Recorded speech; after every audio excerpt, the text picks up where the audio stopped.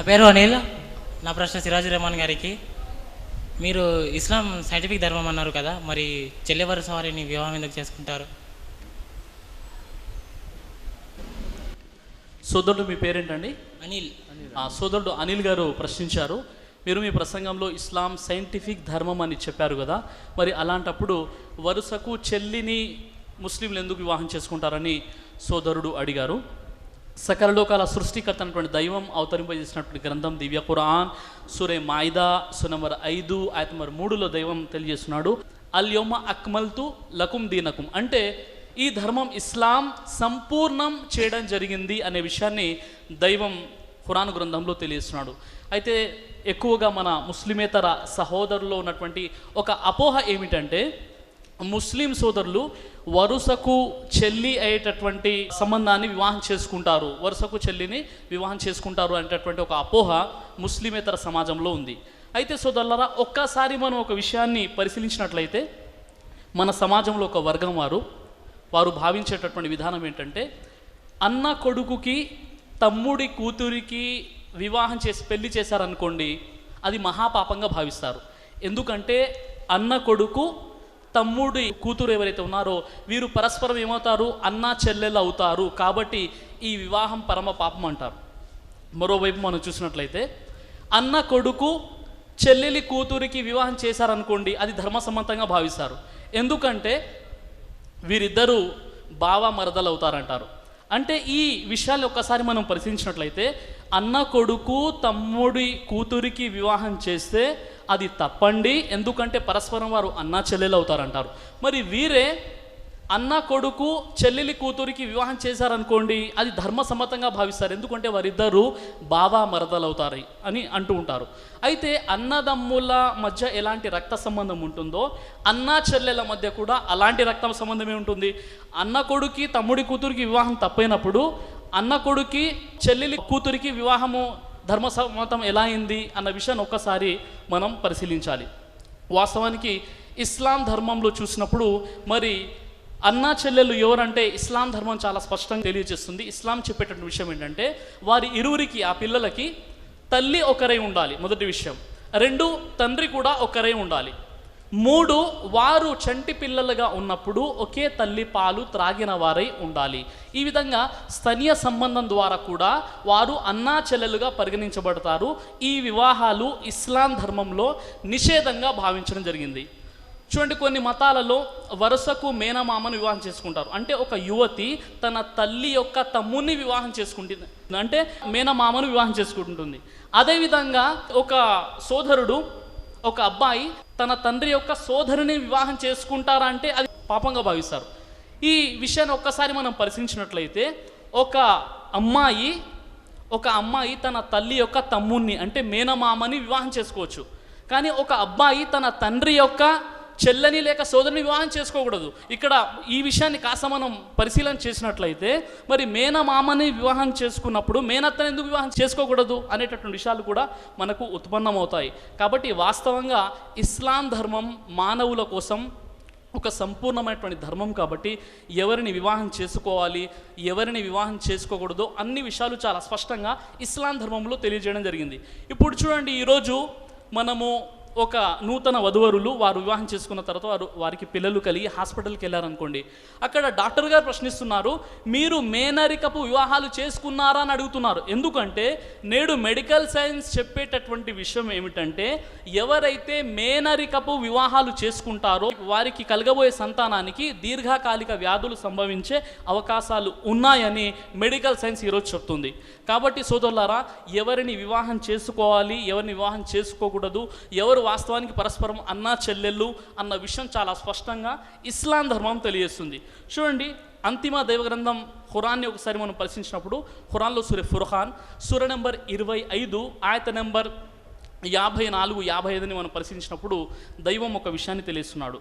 ఆ విషయం ఏంటంటే, దైవం మానవుణ్ణి నీటితో సృష్టించాడు. తరువాత అంటే మొట్టమొదటి ఆదం అలైహిస్సలాం వారి గురించి తెలియజేస్తూ దైవం చెప్తున్నాడు, దైవం మానవుణ్ణి నీటితో సృష్టించాడు, ఆ తరువాత తనలో నుండే తన వంశము తన అత్తవారి వంశము అనే 2 వేరువేరు సంబంధాలను రూపొందించాడు. అంటే ఈ భూమండలంపై మొట్టమొదటిగా పుట్టినటువంటి ఆదాం అలైహిస్సలాం ఎవరైతే ఉన్నారో, ఆదాం అలైహిస్సలాం వారి యొక్క మొదటి కాన్పులో, ఆదాం హవ్వాకు జరిగిన మొదటి కాన్పులో ఇద్దరు, ఒక ఆడ ఒక మగ పుట్టేవారు. రెండో కాన్పులో ఒక ఆడ ఒక మగ పుట్టేవారు. ఈ విధంగా మొదటి కాన్పులో పుట్టిన వారు పరస్పరం సోదర సోదరిమణులు అయ్యేవారు. వారిద్దరి మధ్య వివాహం నిషేధంగా భావించబడేది. ఆ విధంగా రెండో కాన్పులో ఒక ఆడ మొగ ఎవరైతే పుడతారో, ఈ మొదటి కాన్పు వారు రెండో కాన్పు వారిని వివాహం చేసుకోవచ్చు అనమాట. ఈ విధంగా ఆ సిస్టమ్ ఉండేది అప్పుడు. ఎందుకంటే ఈరోజు 750 కోట్ల జనాభా ఏదైతే ఉందో, ఇంత జనాభా అప్పుడు ఉండేది కాదు. కాబట్టి ఆనాడు అలాంటి షరియత్ ఉండేది. ఆ తర్వాత జనాభా పెరిగే కొద్దీ మరి ఎలాంటి వివాహాలు చేసుకోవాలి ఏంటి, ఆ ప్రవక్తలు వారు చెప్పినటువంటి విధానం ఇలా వెళ్తూ చివరికి మహాప్రవక్త ముహమ్మద్ రసూలుల్లా సల్లల్లాహు అలైహి వసల్లం వారి కాలం నాటికి సంపూర్ణంగా ఇస్లాం ధర్మాన్ని సంపూర్ణం చేయడం జరిగింది.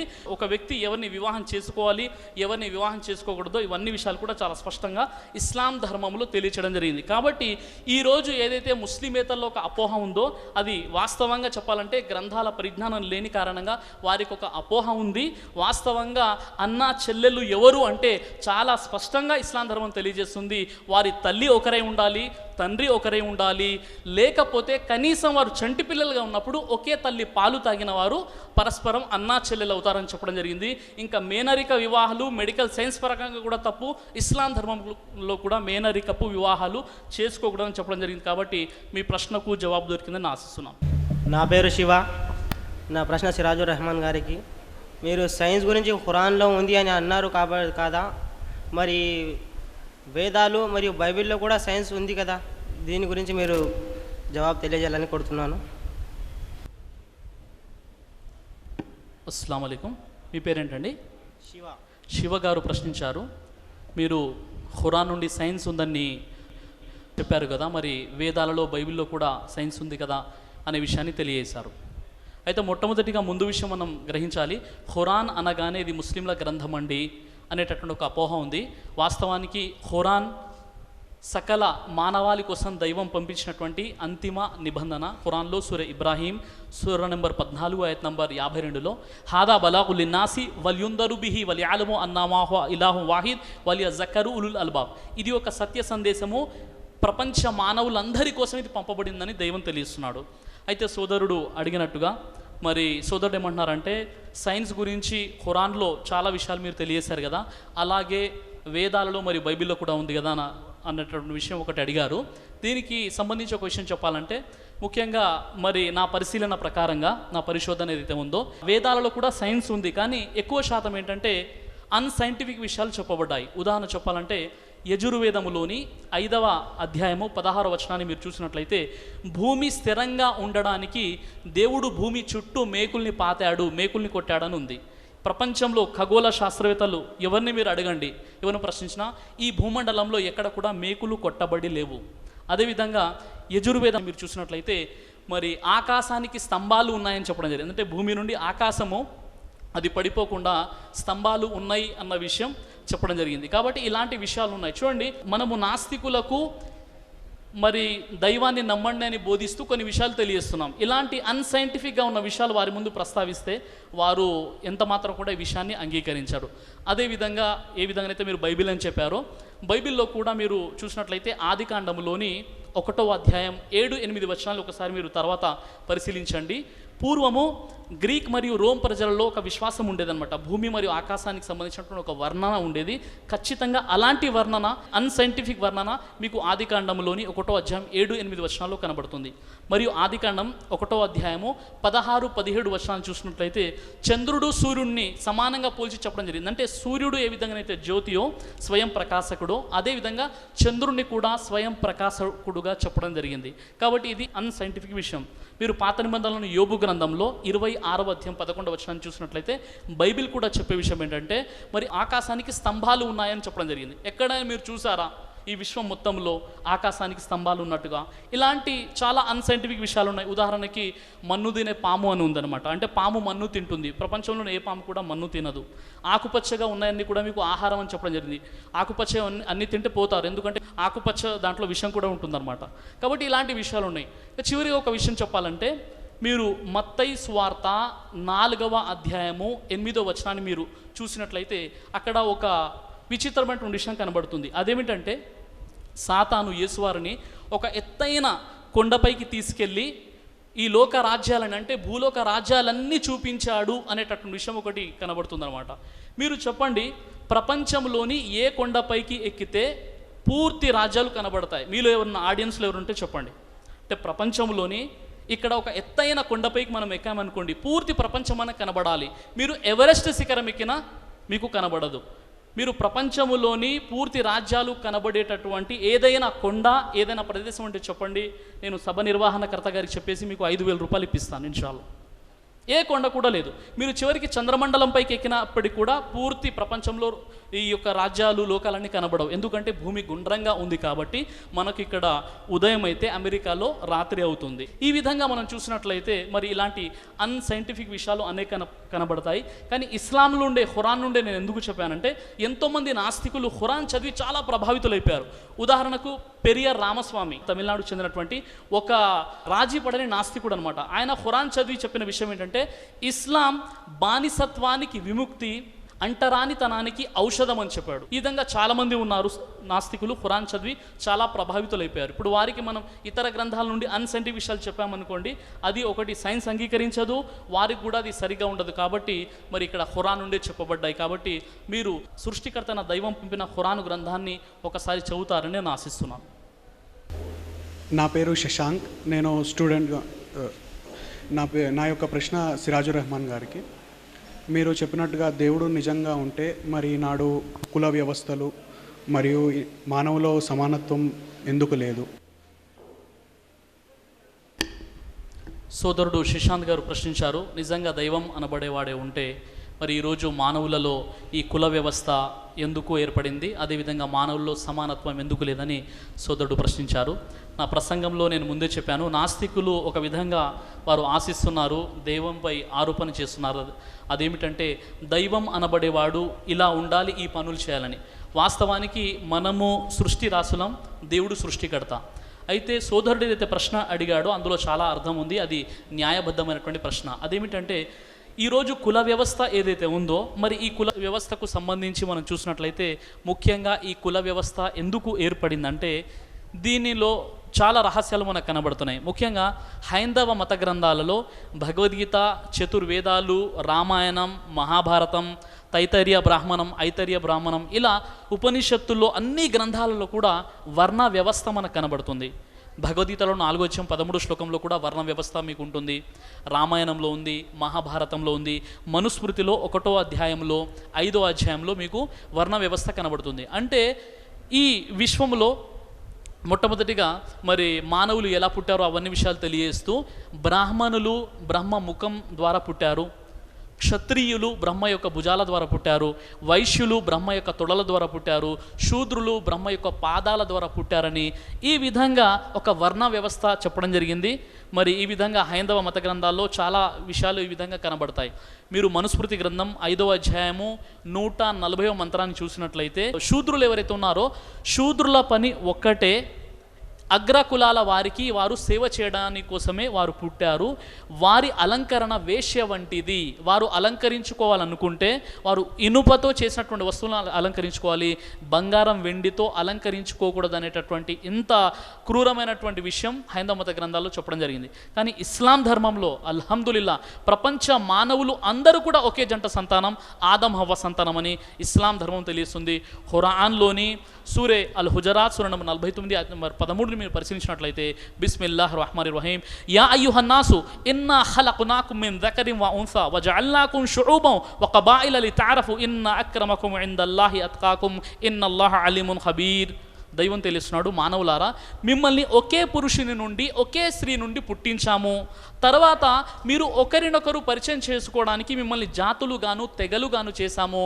వాస్తవంగా ఇన్న అక్రమకుమ్ ఇందల్లాహి అత్కాకుమ్, మీలో అందరికంటే ఎక్కువగా దైవానికి భయపడేవాడే దైవం దృష్టిలో గౌరవపాత్రుడు. అంటే ఇస్లాం ధర్మం చాలా స్పష్టంగా చెప్తుంది, ఈ ప్రపంచంలో ఉన్న మానవులంతా కూడా వారు హిందువులైనా, ముస్లింలైనా, క్రైస్తవులైనా, సిక్కులైనా, జైనులైనా, బౌద్ధులైనా, ఆస్తికులైనా, నాస్తికులైనా, నల్లవారైనా, తెల్లవారైనా, అరబ్బులైనా, అరబేతరులైనా, ఈ ప్రపంచ మానవులు అంతా కూడా ఆది దంపతులైనటువంటి ఆదా మరియు హవ్వ నుండి ఉనికిలోకి వచ్చారు.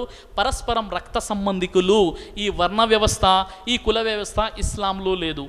మహాప్రవక్త ముహమ్మద్ సల్లల్లాహు అలైహి వసల్లం వారికి జైద్ బిన్ హారిసా రదియల్లాహు అన్హు వారిని ఆయనకు ఒక బానిసని ఇవ్వడం జరిగింది. ఆయన వెంటనే బానిసత్వం నుండి విముక్తిగా చేసేశారు, బానిసగా పెట్టుకోలేదు. మహాప్రవక్త ముహమ్మద్ సల్లల్లాహు అలైహి వసల్లం వారి కంటే పూర్వము ఆయన వచ్చినప్పుడు కూడా మక్కాలో విపరీతమైనటువంటి బానిసత్వం ఉండేది. మహాప్రవక్త ముహమ్మద్ సల్లల్లాహు అలైహి వసల్లం వారు బానిసత్వాన్ని క్రూకటి వేలతో పెకలించి వేశారు. మానవులంతా సమానమైనటువంటి ఆచరణాత్మకంగా బోధించినటువంటి ధర్మం ఇస్లాం. మరి జైద్ బిన్ హారిసా రదియల్లాహు అన్హు వారు నీగ్రో జాతికి చెందినటువంటి వారు. మరి మహాప్రవక్త ముహమ్మద్ సల్లల్లాహు అలైహి వసల్లం వారు ఖురైష్ వంశంలో పుట్టినటువంటి వారు. అయితే మహాప్రవక్త ముహమ్మద్ సల్లల్లాహు అలైహి వసల్లం వారి యొక్క మేనత్త కూతురైనటువంటి జైనబ్ రదియల్లాహు అన్హా, ఖురైష్ వంశంలో పుట్టినటువంటి జైనబ్ రదియల్లాహు అన్హా వారిని ఒక నీగ్రో జాతి నుండి వచ్చినటువంటి ఇస్లాం ధర్మాన్ని స్వీకరించిన జైద్ బిన్ హారిసా వారికి వివాహం చేయించి కులము, గోత్రము, వంశం అనేటటువంటి ఏదైతే వివక్ష ఉందో వాటిని పూర్తిగా సమాధి చేసి మానవులంతా సమానత్వమని ఆచరణాత్మకంగా చూపించారు మహాప్రవక్త ముహమ్మద్ సల్లల్లాహు అలైహి వసల్లం వారు. అదేవిధంగా మరొక నీగ్రో జాతికి చెందినటువంటి బిలాల్ రదియల్లాహు అన్హు ఆయన ఇస్లాం ధర్మాన్ని స్వీకరిస్తే మరి అజాన్ ఇచ్చేటటువంటి మొట్టమొదటి ఒక అదృష్టాన్ని బిలాల్ రదియల్లాహు అన్హు వారికి కల్పించారు జరిగింది. అందుకే గాన కోకిల శ్రీమతి సరోజిని నాయుడు గారు ఏమంటారంటే, ఇస్లాంలో చాలా గొప్ప సమానత్వం ఉంది. అజాన్ అవ్వగానే రాజు అయినా రైతు అయినా ఒకే వరుసలో నిలబడి అల్హమ్దుల్లా నమాజ్ చేసుకుంటారు, అల్లాహు అక్బర్.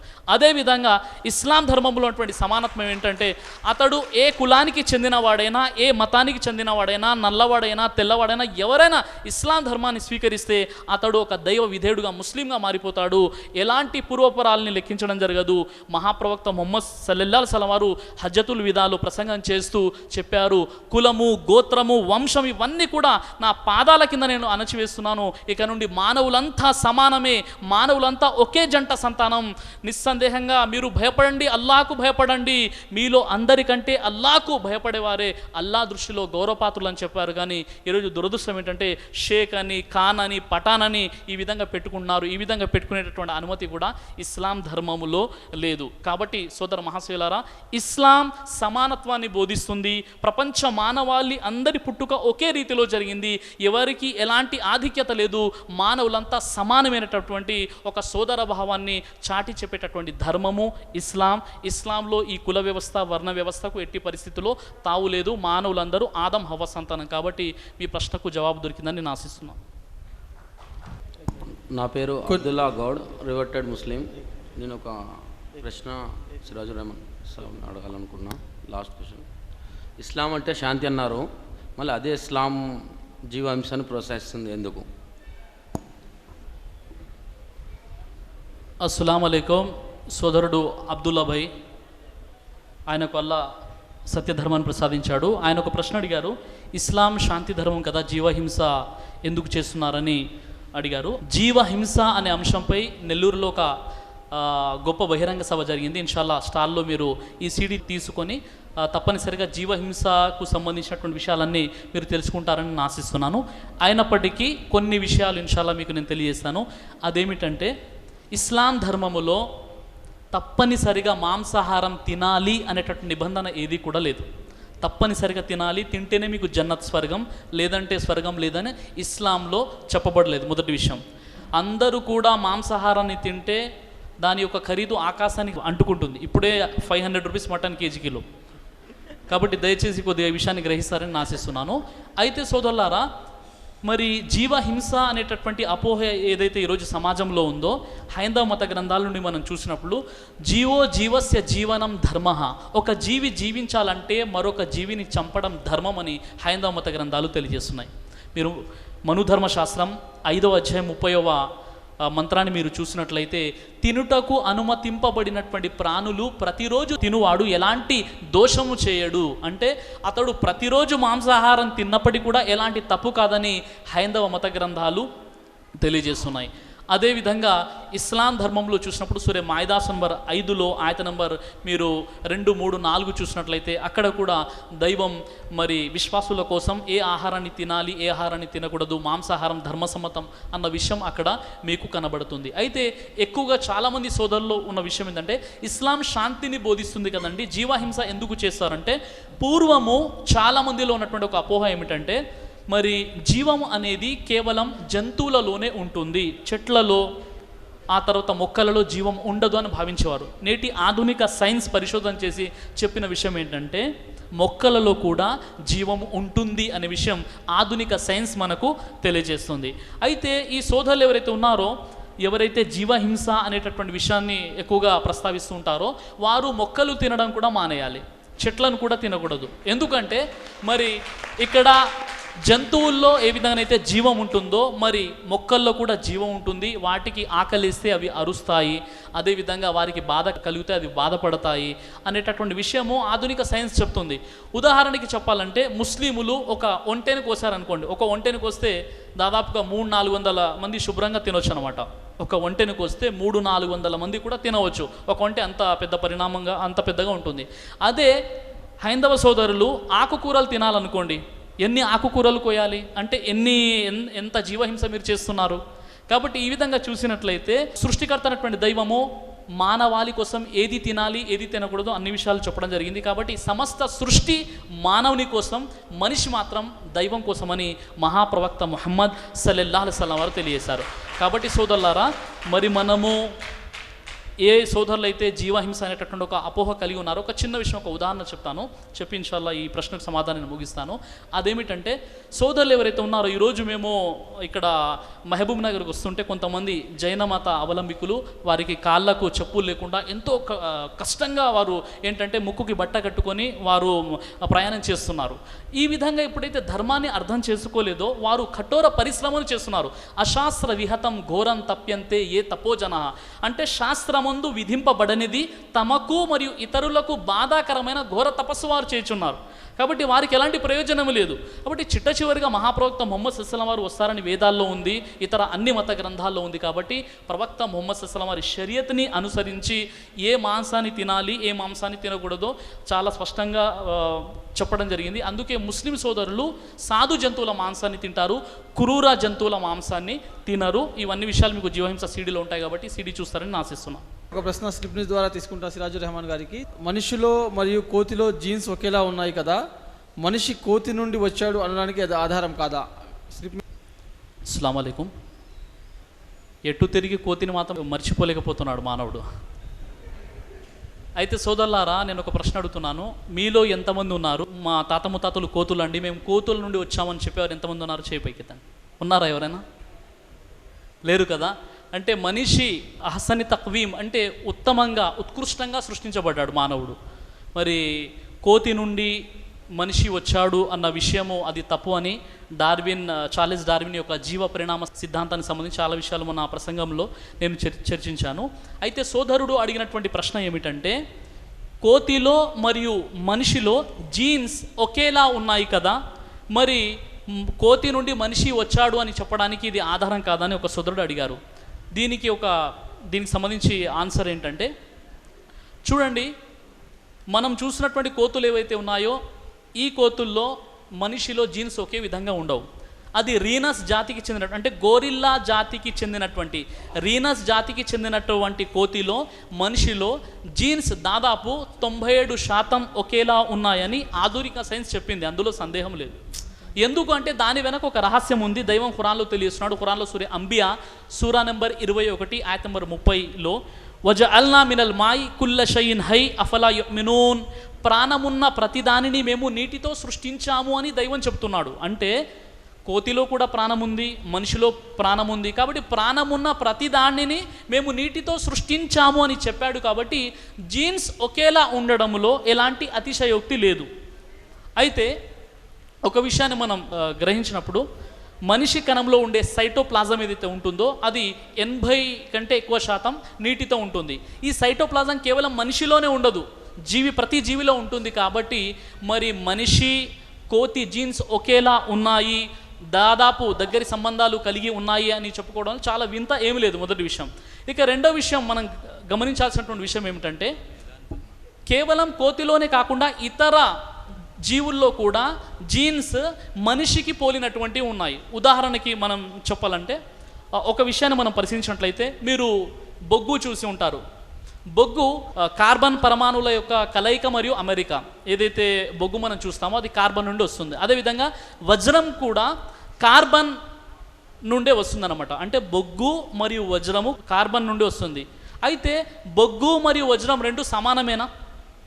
సమానమని భావిస్తామా? లేదు. అదేవిధంగా మనిషి కోతి ఇద్దరు సమానం కాజాలరు. మరో విషయం ఏమిటంటే, మీరు ఆలుదుంప, బంగాళాదుంపను బహుశా చూసి ఉంటారు. ఆలుగడ్డ, మన తెలంగాణ మన భాషలో సోదరు ఆలుగడ్డ అంటారు. మనిషిలో క్రోమోజోముల సంఖ్య 46, బంగాళాదుంపలో కూడా క్రోమోజోముల సంఖ్య 46. అలాగని ఆలుగడ్డ నుండి వచ్చాము అవును కాదు కదా.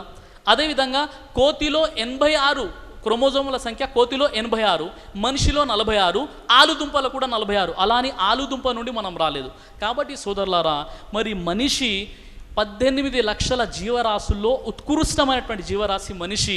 మనిషిని దైవం పుట్టించాడు, కానీ ఆ దైవాన్ని గుర్తించని కారణంగా మనిషి కోతి నుండి వచ్చాడనేసి మనిషి యొక్క ఔన్నత్యాన్ని దిగజార్చడం జరిగింది. ఇది ఎందుకంటే ఇది నాస్తిక సహోదరులు జీవ పరిణామ సిద్ధాంతాన్ని ఎక్కువగా ప్రచారం చేస్తూ ఈరోజు 9th క్లాస్ సిలబస్లో కూడా మనిషి పరిణామం చెందుతూ కోతి నుండి వచ్చాడని చదువుకోవడం, అది బోధించడం నిస్సందేహంగా ఇది మన దౌర్భాగ్యం. మరి ఇక్కడ విద్యావంతులు ఎవరైతే ఉన్నారో వారందరూ కలిసి మరి ఏదైతే ఎడ్యుకేషన్ బోర్డు ఉంటుందో వారికి ఒక మనవి పత్రం అందజేయాలి.